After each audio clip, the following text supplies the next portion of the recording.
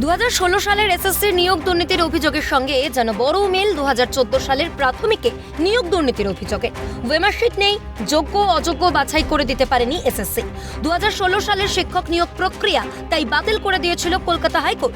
Supreme কোর্টের আপাতত স্থগিতাদেশে ঝুলে আছে প্রায় 26,000 যোগ্য অযোগ্য শিক্ষকের চাকরি।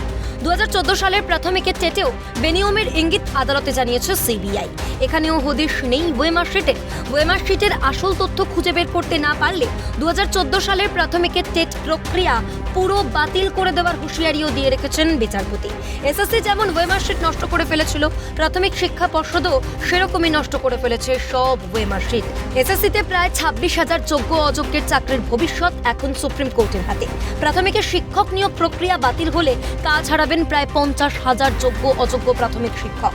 আতঙ্কে এখন যেন দায় ছেড়ে ফেলতে চাইছে প্রাথমিক শিক্ষা পর্ষদ। মঙ্গলবার হাইকোর্টে পর্ষদের দাবি, ওয়েমার্কশিট নষ্ট করার সব দায় জেলবন্দি প্রাক্তন সভাপতি মানিক ভট্টাচার্যের। ওয়েমার্কশিট নষ্ট করার কোনো সিদ্ধান্ত পর্ষদের বোর্ড মিটিংয়ে নেওয়া হয়নি। মানিক ভট্টাচার্য নাকি নিজের সিদ্ধান্তে সব করেছেন। সেই সময়কালের বোর্ড মিটিংয়ের আলোচনা ও সিদ্ধান্তের নথি পেশ করতে পর্ষদকে নির্দেশ দিয়েছে বিস্মিত আদালত। প্রথম প্রশ্ন, বৈঠকের সিদ্ধান্ত নিয়ে কি কোনো দুর্নীতির পন্থা ঠিক হয়? দ্বিতীয় প্রশ্ন, 2014 প্রাথমিকের ভুল থেকে শিক্ষা নিয়েই কি 2016 এসএসসি ওয়েমার্কশিট নষ্ট করে ফেলার সিদ্ধান্ত নিয়েছিল?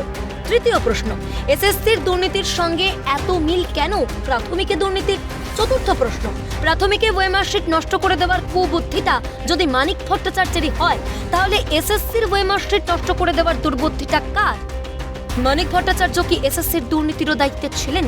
তাহলে মানিককে সেই দায়িত্বটা কে বা কারা দিয়েছিলেন? এত বড় একটা প্রতিষ্ঠা, এত বড় একটা সংগঠনের এই যে প্রক্রিয়া, সেই প্রক্রিয়া শুধুমাত্র একজন ব্যক্তির দ্বারা পরিচালিত হয়েছে, এটা কোনো পাগলেও এ কথা ভাবতে পারে না। তাহলে আমাদের প্রশ্ন, এতদিন পর আজকে কেন সেই ক্ষেত্রে পর্ষদ সেক্ষেত্রে স্বীকার করছে যে বোর্ড মেম্বাররা কিছুই জানতেন না, তাদের সিদ্ধান্তে কিছুই হয়নি? তাহলে এতদিন তারা মুখে কুলু পেটেছিল কেন বারংবার? এই যে দায় ঠেলাঠেলি করে, তারা একদিকে যেমন আমাদের চাকরিগুলো যারা ডিজার্ভিং ক্যান্ডিডেট তাদেরকে বঞ্চিত করছে, শুধু তা নয়, যারা দুর্নীতিকে আশ্রয় করে এই চাকরিগুলোকে ক্রেতা শিক্ষক অর্থাৎ তাদেরকেও গিয়ে কিন্তু কোথাও গিয়ে আড়াল করছে। আমি তো রাজ্যের বিভিন্ন শিক্ষাবিদদের সাথে কথা বলছি, তাদের প্রত্যেকের মত রাজ্যের শিক্ষা ব্যবস্থা শেষ কপিলে চলে গেছে। যদি ধরে নেওয়া যায় ওয়েমার্কশিট নষ্ট করেছে মানিকই, তাহলে প্রশ্ন, মানিক ভট্টাচার্যের একার পক্ষে এই কাজ করা সম্ভব? কি করছিলেন পর্ষদের তখনকার আধিকারিকরা, শিক্ষা দপ্তরের মাথারা? মানিকই যদি একমাত্র চোর হন, তাহলে অপার ভান্ডারের কোটি কোটি টাকা, সোনার অলংকার কোন নিয়োগের টাকায়? নিয়োগে দুর্নীতির অভিযোগ ওঠার পরেও কোন জাদু বলে প্রাথমিক শিক্ষা পর্ষদের চেয়ারম্যান পদে থেকে গেছেন মানিক ভট্টাচার্য?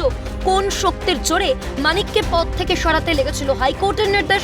এসএসসির নিয়োগ দুর্নীতি আর প্রাথমিকের নিয়োগ দুর্নীতির ধরনটায় মিল যেন বলে দিচ্ছে সীমাহীন ক্ষমতার বলে বলিয়ান কোনো চক্রই সব দুর্নীতির মাথা। কেষ্টা বেটাই চোর বলে সব দায় কি এড়াতে পারে প্রাথমিক শিক্ষা সংসদ?